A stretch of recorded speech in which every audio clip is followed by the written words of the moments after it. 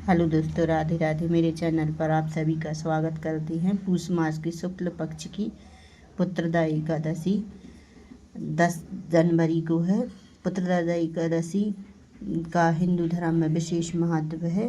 पुत्रदा एकादशी की कथा सुनने से आपकी सभी इच्छाएं पूरी हो जाती हैं, और जो व्रत भी नहीं भी करता है उसको पुत्रदा एकादशी की कथा जरूर सुनना चाहिए। चावल लेना चाहिए। चावल नहीं चढ़ाए जाते हैं एकादशी को, इसलिए हाथ में फूल और काली तिली या सफ़ेद तिली लेना चाहिए। भगवान कृष्ण बोले, हे धर्मपुत्र, पौष मास के शुक्ल पक्ष की एकादशी का नाम पुत्रदा है। यह पुत्र की कामना पूरी करने वाली है। इसके महात्मा की कथा ऐसे है।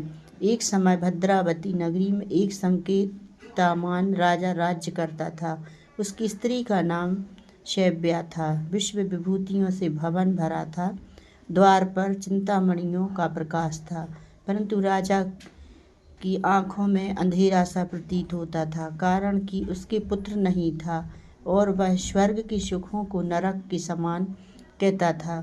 पुत्र चेष्टा यज्ञ हजारों किए, सफल एक ना हुआ। देवताओं को लाखों प्रणाम किए, आशीर्वाद एक भी ना मिला। बेचारा हार गया और बुरे बुरे विचार करने लगा, क्या करूं? विष खा लूं और भूत बन जाऊं तो अच्छा है, परंतु यह चिंता अच्छी नहीं है। फिर विचार करने लगा, आत्मघात करना महापाप है। इस चिंता से छूटने का उपाय वनवासियों से पूछे।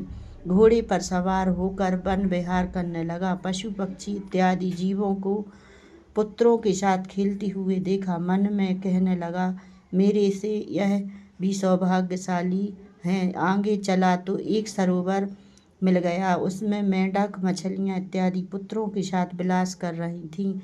विचार किया कि यह भी मेरे से अच्छे हैं। सरोवर के चारों तरफ मुनियों के आश्रम थे। राजा घोड़े से उतरकर मुनियों की शरण में गया और प्रणाम कर पूछा, आप कौन हो? मुनि बोले, हम विश्व के देवता हैं। इस सरोवर को पतित पावन समझकर स्नान के लिए आए हैं। आज पुत्रदा एकादशी का पर्व है, जो पुत्र की इच्छा पूर्ण करता है।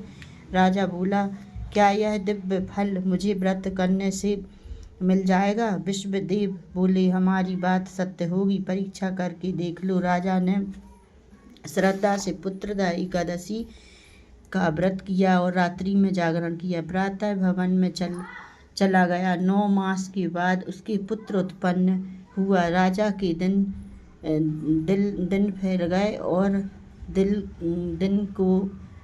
राजा के दिल को धैर्य मिला।